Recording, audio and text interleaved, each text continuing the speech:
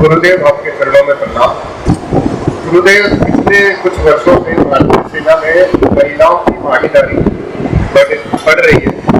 इसके प्रति मेरा सवाल ये है कि सेना में महिलाओं का भागीदारी की समस्त दिशा क्या होनी चाहिए और जो सर्व सामान्य है सेना में उनका क्या कर्तव्य है?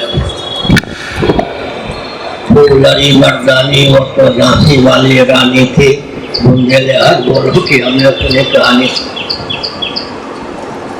वाराणसी में मायके था झांसी की रानी का, ब्राह्मण भक्ति थी। ननिहाल में उसने ये धनुष आदि का प्रशिक्षण प्राप्त किया था। अवसर आने पर जौहर दिखाया। फूलरी मर्दानी वो तो झांसी वाली रानी थी, बुंदेलहर बोलो की हमने सुनी कहानी थी। मातृशक्ति को लेकर मैं इतने बोलना उचित समझता हूँ कि यह मत समझें कि वेदादि शास्त्रों में उनकी प्रगति को रोका गया है या कुंठित किया गया है। दो बातों का ध्यान रखें, स्वास्थ्य और शील। स्वास्थ्य और शील के विरुद्ध और अनुकूल ही निषेध है शास्त्रों में। और कभी कभी राष्ट्र के अस्तित्व आदर्श की रक्षा के लिए, शील के अस्तित्व की रक्षा के लिए शरीर को भी होना पड़ता है। पद्मिनी इत्यादि का इतिहास हमारे यहाँ है। सामान्य नियम यह है, मातृशक्ति जितने छलांग लगाना चाहे लगावें, लेकिन शील और स्वास्थ्य के विरुद्ध। दूसरी बात है कि आजकल गृह मंत्री होना किसी को पसंद नहीं है। अमित शाह को भी संभवतः पसंद न हो, प्रधानमंत्री सब होना चाहते हैं। गृह मंत्रालय का दायित्व इनको प्राप्त है, इसलिए इनको गृहिणी कहा जाता है। अब गृह मंत्रालय इनको पसंद नहीं है, प्रधानमंत्री होकर ही है, घूमना चाहते हैं। घर की जो दशा होनी चाहिए गृह मंत्रालय के बिना हो रही है।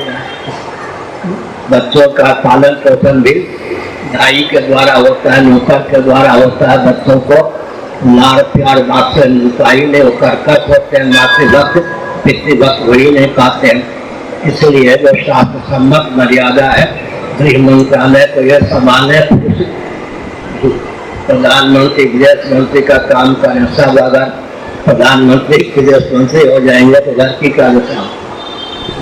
गृहिणी का होता है ना, गृह मंत्रालय इनके पास है।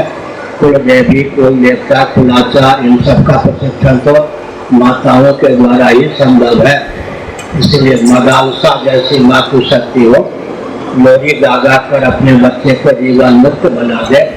झांसी की रानी की तरह देवियां हों, आवश्यकता पड़ने पर निश्चय देवगण शक्ति समूह मूर्तियां, ब्रह्मा इत्यादि देव शिरोमणियों ने जब आतंकवादियों पर प्रभाव नहीं डाल पाया, उन पर विजय नहीं कर सके, तब देवताओं के समष्टि तेज से देवी का प्रादुर्भाव हुआ। दुर्गा सप्तती निशेष देवगण शक्ति समूह मूर्तियां, देवताओं की समष्टि शक्ति देवी के रूप में अभिव्यक्त है। तो प्रशिक्षण होना चाहिए। पर मैंने दो बात कही, शील और स्वास्थ्य की रक्षा। आधुनिक ढंग से मैं कह रहा हूँ, युवतियाँ तैराकी बनती हैं।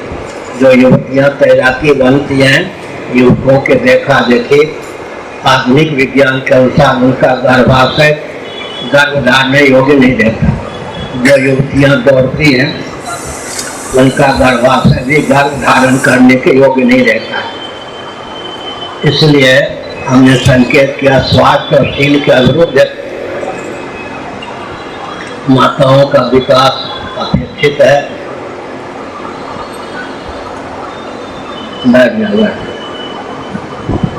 क्या कह रहे थे?